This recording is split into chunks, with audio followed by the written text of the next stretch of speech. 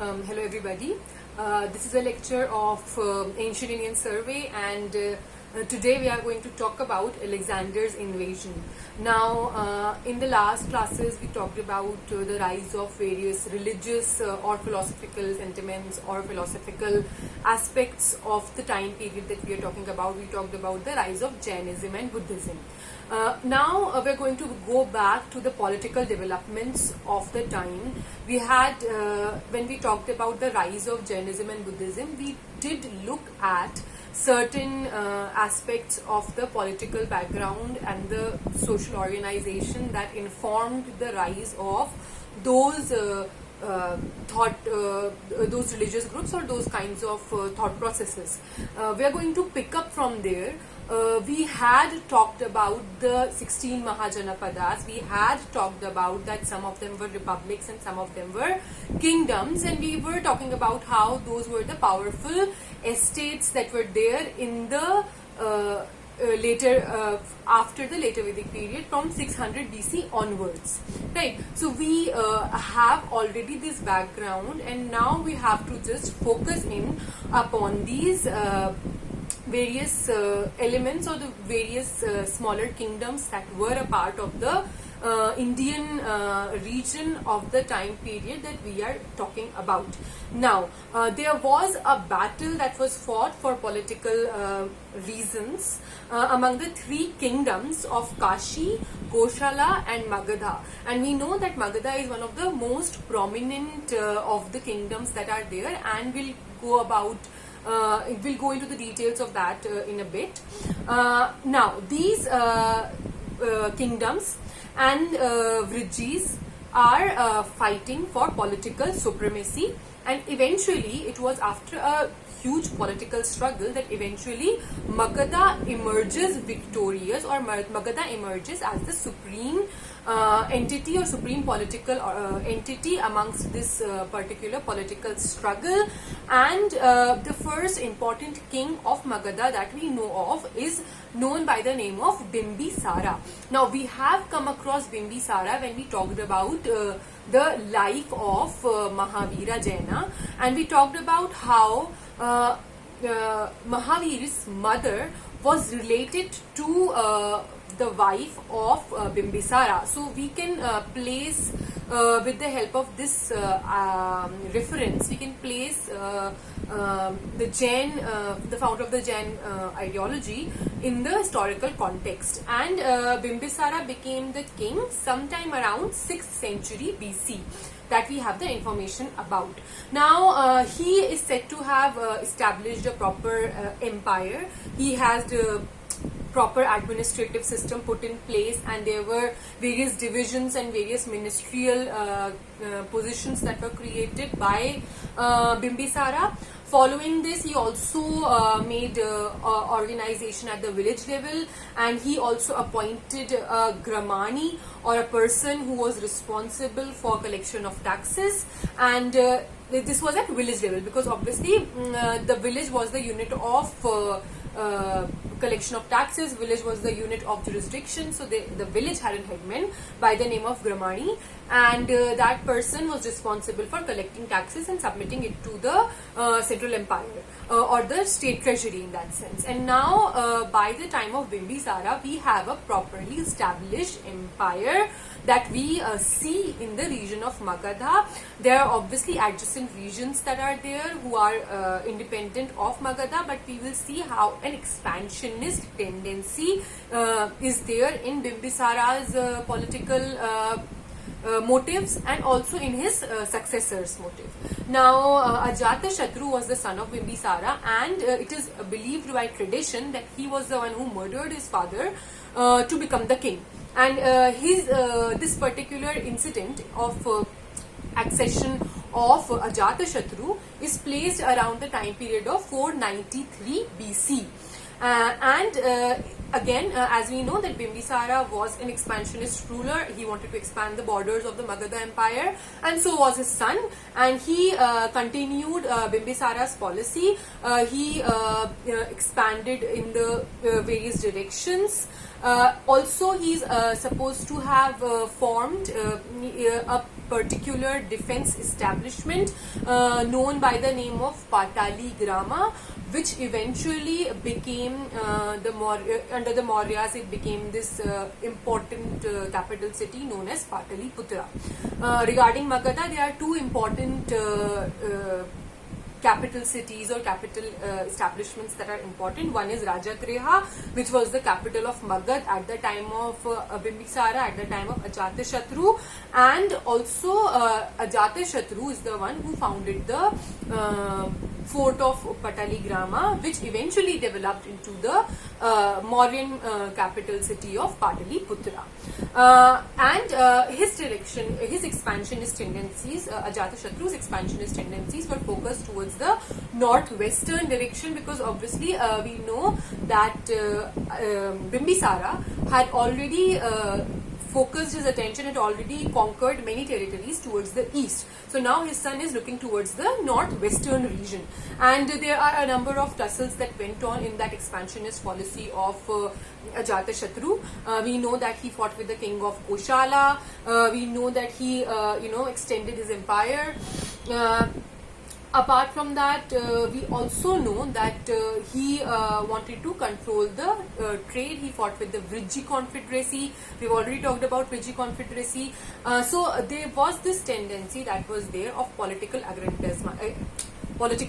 expansion, aggrandizement, and that was going on in the case of Ajatashatru's policies, Ajatashatru's tendency, and it was because of the Bimbisara's and Ajatashatru's expansionist tendencies that Magadha was a strong political entity by the time of Ajatashatru's death in 461 BC.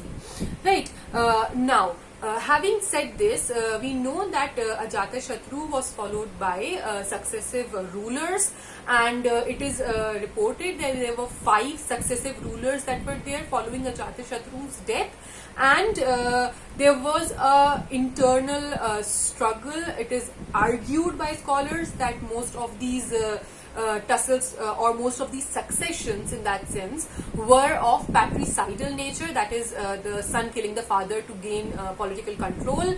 This was a tradition that was started by Ajatashatru in one sense. So after 5 successive rulers following Ajatashatru, we have that their rule is overthrown by the Shishunaga dynasty, and the Shishunaga dynasty is then further followed by the Nanda dynasty. The person who established the dynasty was Mahapadma Nanda, who founded the dynasty, and this again was a both Shishunaga and Nanda dynasty were short-lived dynasties. They were not for a long period of time, but still they are significant political entities in the history of the Indian subcontinent, and especially in the case of history of Magadha. It is also argued that the Nandas were of low status group, and they were first non-Kshatriya rulers to be there in the Indian subcontinent. Some traditions argue that they were Shudras, the Nandas. The Nandas who eventually after whom eventually Mauryas took up. Now, this is the political scenario in the Indian subcontinent, especially in the northern Indian regions, northern and eastern Indian regions. We know that there was a political tussle. We know that Magadha has emerged as a powerful political expansionist political entity, and there are still some small kingdoms that are there which are not yet conquered by Magadha, but still Magadha is the most powerful of them all. So this was the entire scenario, entire political scene when Alexander arrives on the northwestern borders of the Indian subcontinent. Now, before going into the actual details of when did Alexander come and what were the features of his invasion, we'll just look at the northwestern frontier of the Indian subcontinent. Now, that location, the northwestern region of the Indian subcontinent, in the time period that we are talking about, we know that this northwestern Indian region was a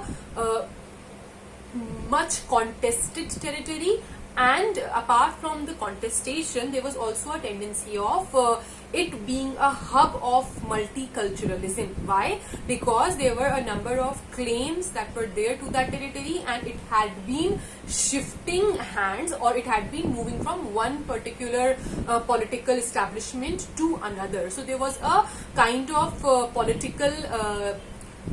multiplicity of multiple political establishments were eyeing that northwestern region, and were also contributing to the cultural development of the region. And that is why when we had in the paper on architectural heritage, when we were talking about this particular time period of the pre-Mauryan and Mauryan Mauryan cultural development and the development of art and architecture at that point of time, we looked at this region and we looked at how the Gandhara school of art had influences from all the major regions, including Persia, including Greeks, including the Indian indigenous cultural elements. So we know that this is a region which is much contested, and it was during the 6th century BC a part of the Achaemenid Empire of Persia. Right, and it was in 530 BC that Cyrus, who was an Achaemenid emperor, he crossed Hindu Kush mountains, and he took the territories of Cambodia and Gandhara under his suzerainty.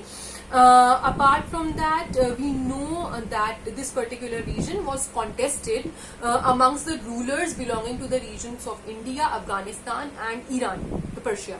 So we know that because of the location of this particular northwestern region of Indian subcontinent, it has borders with Afghanistan, it has borders with Iran, it has borders with modern day India. So this is the region, these modern day entities, the political formations in these regions at that particular point of time were contesting this region. Right, and amongst these amongst this particular region of northwestern region of the Indian subcontinent, the most important city is that of Takshila.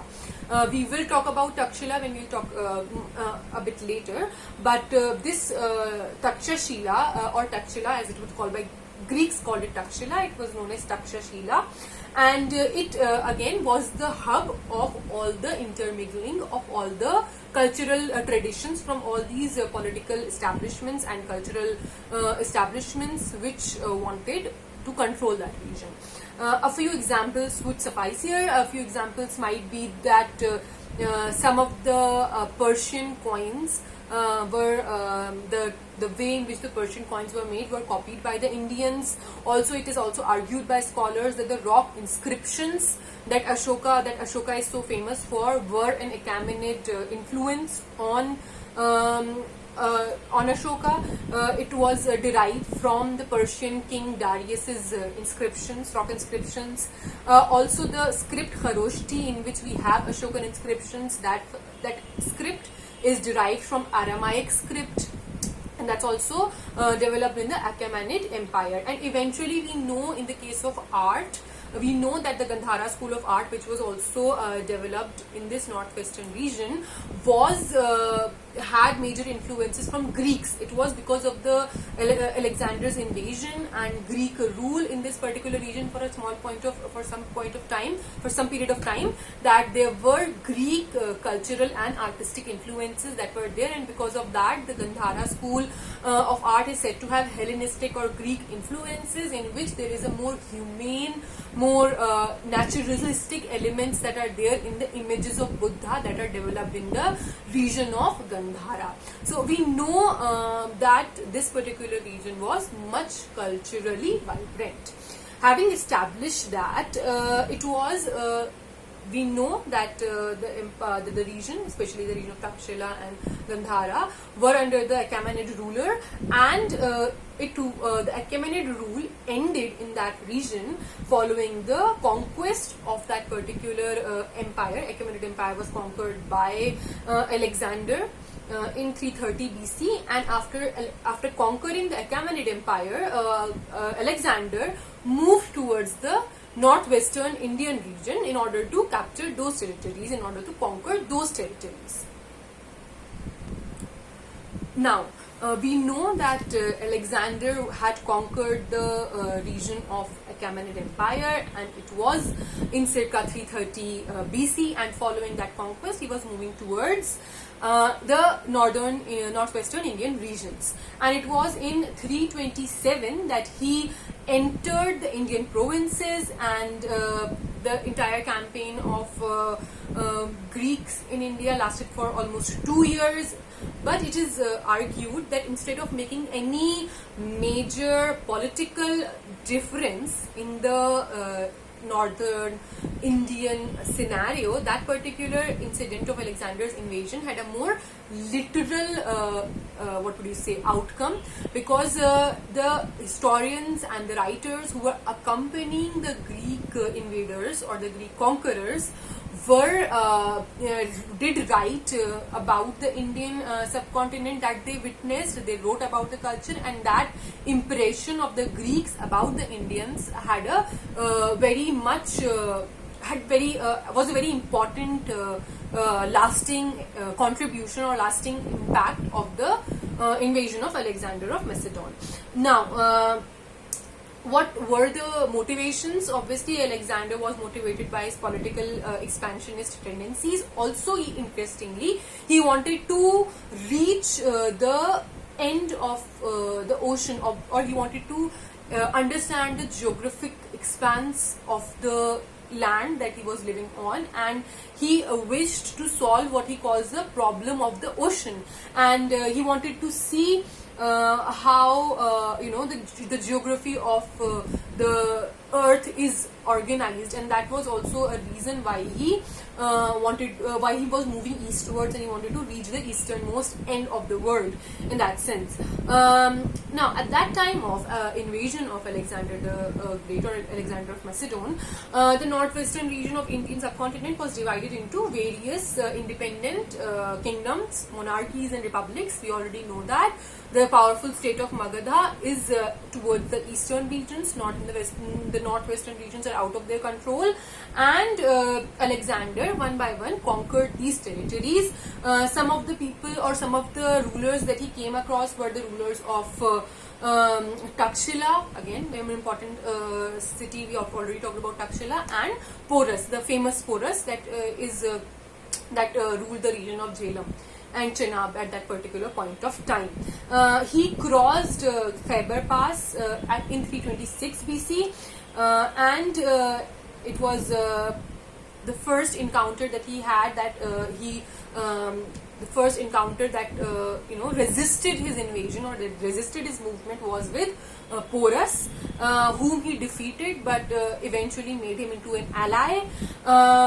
He then campaigned across the region of Punjab, and he wanted to go further ahead, but it is argued that some of his soldiers did not agree to move for any further. There are various explanations to that. Some people argue that it was because that they were campaigning for 10 long years, and the soldiers were tired, or it can be that there was a popular narrative of Nanda army, strong Nanda army that was there towards the eastern regions of the Indian subcontinent, and probably because of that the soldiers did not have the courage or the strength or the motivation to move any further east. Following this glitch, or following this problem in his movement, Alexander decided to then return. But before returning, he wanted, what method did he apply to the process of returning was, he wanted to go to the delta of Indus, reach the delta of Indus, and from there go to Babylon, and and then divide his army into two parts and send one section by sea and other section by land, which was a very hazardous move. The port was the coast was very inhospitable, the coast was very problematic for movement, and there was a lot of loss of lives of Alexander's army that took place in the process of returning as well. This is something that we know of the entire campaign. We know that there were certain major battles that were fought, especially the case with Porus, the battle of Hydaspes that was fought with Porus, and there were certain other if things that took place with the movement back of Alexander. Alexander was wounded at Maloi, and there were some extreme problems that his army faced on the coast of Makran, that is the coast when they were returning to the western regions. And the major consequence of Alexander's invasion for the northwestern Indian region was that he made those territories, he divided those territories into three parts and made Greek governors to these three regions, or to these three parts of the Greek territory, which was now inducted into the Greek territory. And he left three Greek governors to rule over those territories. It was around this time, from 326 to 327 to 326 BC, that Alexander campaigned here. It was at this time that he fought these battles. He was involved in constant tussle with the rulers of the region, and he fought for considerable territories, and there were certain losses that he encountered, and eventually he moved back because of the lack of trust that, or the lack of motivation that his army had in carrying forward or carrying ahead the campaign. We will just this was a brief overview of what were the actual events, or what were the actual features of the campaign of Alexander the Great, or invasion of Alexander the Great of northern Indian region. We will just briefly look at the consequences or the effects of the invasion of Alexander the Great in the northwestern Indian region, and then we will just conclude. So we have already talked about how it was the literary consequence of the invasion of Alexander the Great that holds the prime importance. Greeks recorded certain details about the Indian subcontinent. They wrote about India. For example, there are accounts of Nearchus and Onesicritus, and they are Greeks who saw northern India and wrote about it. So that was an important historical record of the Indian subcontinent that the Greeks had, and an important historical document that there were. Furthermore, there were certain important geographical discoveries that Alexander's companions, or Alexander's scholars, had made on their journey towards the eastern territories of the Eastern territories and the northwestern region of the Indian subcontinent. Furthermore, there were certain establishments that were made in the name of the Greeks. There were three governors. That was short-lived. The three territories who were made part of the Greek Empire, that was short-lived. But there were certain cities that were established. For example, there was this city, or the settlement of Alexandria, that was made at Kabul. There was Bokephala on Jhelum, that was also a Greek establishment. And there was another Alexandria that was established at Sindh. So these were the settlements that were there before the coming of Alexander as well. There were some Greek settlements that were there, but those settlements were then increased in number, and these settlements were added to those already existing ones. Moreover, there was also an observation made about the sati system, which is also an interesting insight about the Indian cultural practices. In the later Vedic society, or in the later Vedic period, the social setup of sati was more of a metaphorical nature than an actual burning of the widow on the pyre of the husband. But by the time of Alexander's invasion, we know that the practice of sati is being observed in the Indian subcontinent, because that practice is observed or recorded by the incoming scholars that were there with the Alexander the Great. Also, the northwestern regions were completely subdued politically because of the Alexander's army, and that political subjugation left the northwestern regions free to be conquered later by the Mauryan Empire. So they, in a way, paved the way for the Mauryan Empire to establish themselves firmly even in the northwestern region, which no Magadhan Empire or the Eastern Indian Empire had ever been able to do. So this was an important political consequence of Alexander's invasion. So this is what we need to know more or less about Alexander's invasion. We need to understand that the political significance or direct political consequence of Alexander's invasion are not that great, because Alexander came, he fought certain battles, he defeated certain rulers, and then he, because of the non-cooperation of his army, he had to move back, which caused problems to his army, which caused certain deaths to his own army, and his own life was, he was himself injured in the process. And because of all these reasons, the political significance of Greek invasion to Indian subcontinent were not much, but there were major literary and cultural contributions that were there because of Alexander's invasion, especially in the case of artistic influence that the Greeks brought with them to the region of northwestern regions, northwestern settlements like Gandhara, like Takshila.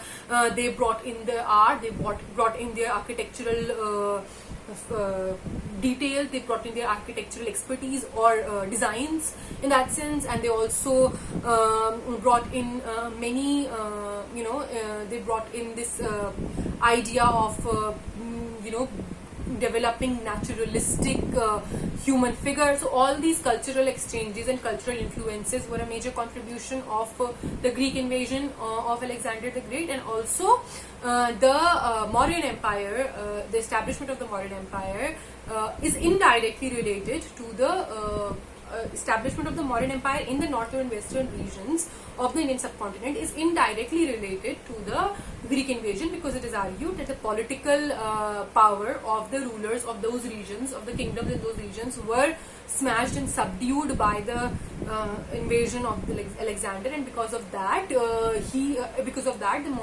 Mauryas with their powerful army could easily conquer that region.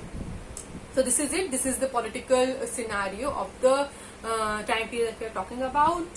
Thank you.